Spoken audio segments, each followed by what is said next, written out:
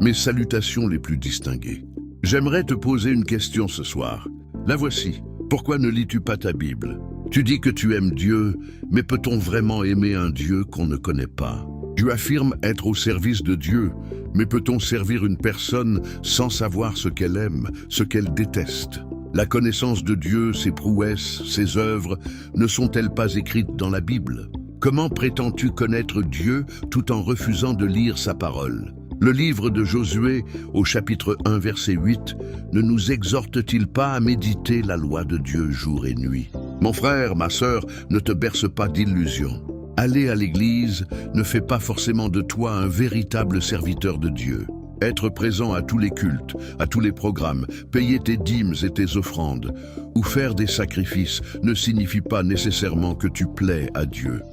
Oui, mon frère dans le Seigneur, si tu veux réellement plaire à Dieu, alors apprends à le connaître. Et si tu veux connaître Dieu, apprends à lire ta Bible. Le pasteur ne fera pas la portion de responsabilité qui t'incombe. Le berger ne fera pas à ta place ce que toi seul dois faire.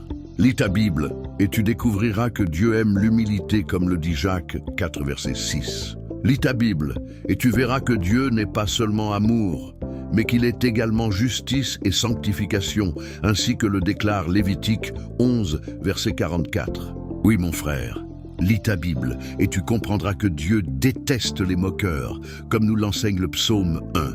Lis ta Bible et tu ne manqueras pas de voir que Dieu chérit celui qui aime son prochain comme lui-même. Lis ta Bible et tu réaliseras que Dieu nous voit. Il est au courant de toutes nos faiblesses, de toutes nos douleurs, de tous nos manquements et de tous nos péchés, car sa parole déclare qu'il observe constamment les œuvres des hommes. Si tu ignores que Dieu console les cœurs brisés, comment viendras-tu à lui lorsque tout ira mal? Si tu ne sais pas qu'il protège sans accuser, comment viendras-tu te réfugier auprès de lui au temps de la tempête? Ce n'est pas en vain que la parole de Dieu déclare que notre Dieu est un Père. Lis ta Bible et tu seras consolé. Lis ta Bible et tu apprendras à vivre en paix avec Dieu. Lis ta Bible et tu seras fortifié. Lis ta Bible et tes entreprises auront du succès. Arrête de laisser ta Bible prendre la poussière au chevet de ton lit. Lis-la et tu seras renouvelé. Je prie que l'amour de Dieu inonde ton cœur et que la soif des saintes Écritures s'active en toi.